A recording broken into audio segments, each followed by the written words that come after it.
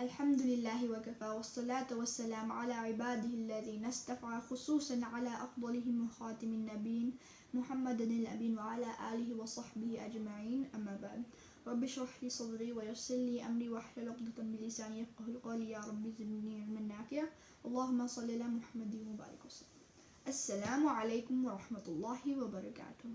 آج میں انشاءاللہ آپ سب لوگ کے لیے درس حدیث پیش کرنے جا رہا ہوں جس کا عنوان ہے خوف خدا۔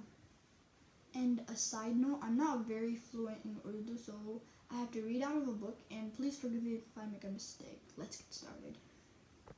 فَأَعُوذُ بِاللَّهِ مِنَ الشَّيْطَانِ الرَّجِيمِ بسم اللہ الرحمن الرحیم۔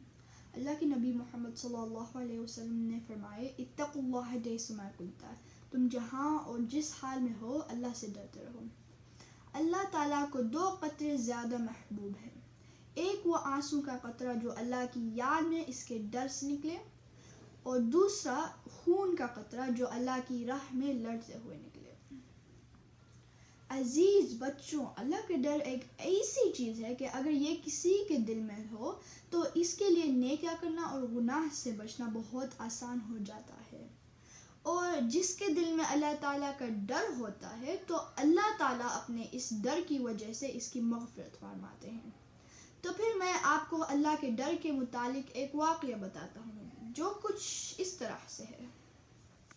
ابو ہریرہ رضی اللہ عنہ ایک واقعہ بتاتے ہیں کہ ایک آدمی جو مسلمان تھا لیکن اس کے پاس کوئی ایسا عمل نہیں تھا جس سے وہ اپنی بخشش کی امید رکھ سکے، تو جب اس کی وفات کا وقت بالکل قریب تھا اس نے اپنے بیٹوں کو بلا کر وصیت کی کہ جب میں مر جاؤں تو مجھے دفن مت کرنا بلکہ مجھے جلا کر اس کی راکھ ادھر ادھر بکھیر دینا، یعنی تھوڑی دریا میں بہا دینا اور تھوڑی خشکی پر یعنی ہوا پر اڑا دینا۔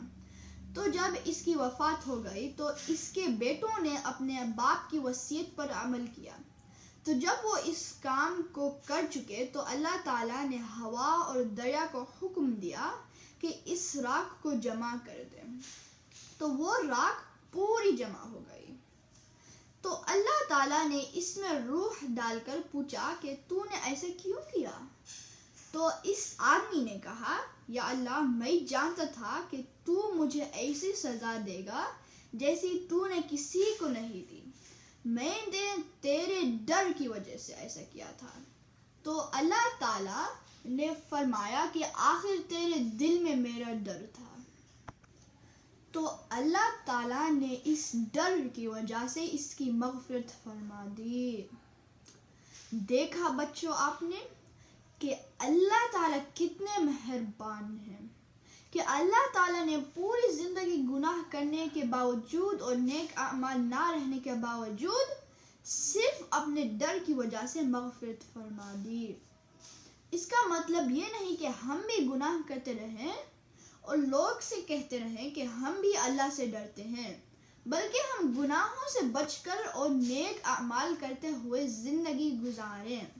ہو سکتا ہے کہ اللہ کو ہمارا کوئی نیک عمل پسند آئے اور اللہ ہماری بخشش کر دے، اور اگر ہم سے دانستہ یا نادانستہ کوئی گناہ ہو بھی جائے تو اللہ تعالیٰ سے رو رو کر اپنے گناہوں کی معافی مانگے، بے شک اللہ تعالیٰ ضرور معاف فرمائیں گے۔ اسی طرح سے ایک آدمی قیامت میں ایسا ہوگا کہ اس کے پاس کوئی نیک اعمال نہ ہوگا۔ اللہ تعالیٰ فرشتوں سے فرمائیں گے کہ دیکھو اس نے کبھی کوئی نیک عمل کیا ہے یا نہیں۔ فرشتے عرض کریں گے اللہ اس نے کوئی نیک عمل نہیں کیا، تو اس کے لیے جہنم کا فیصلہ ہو جائے گا۔ جب اس کو جہنم کے دہانے پر لے جایا جائے گا تو اس کی پوری زندگی میں اللہ کے خوف سے رویا ہوا ایک آنسو آ کر اس کو دھکا دے کر جہنم سے نکالے گا۔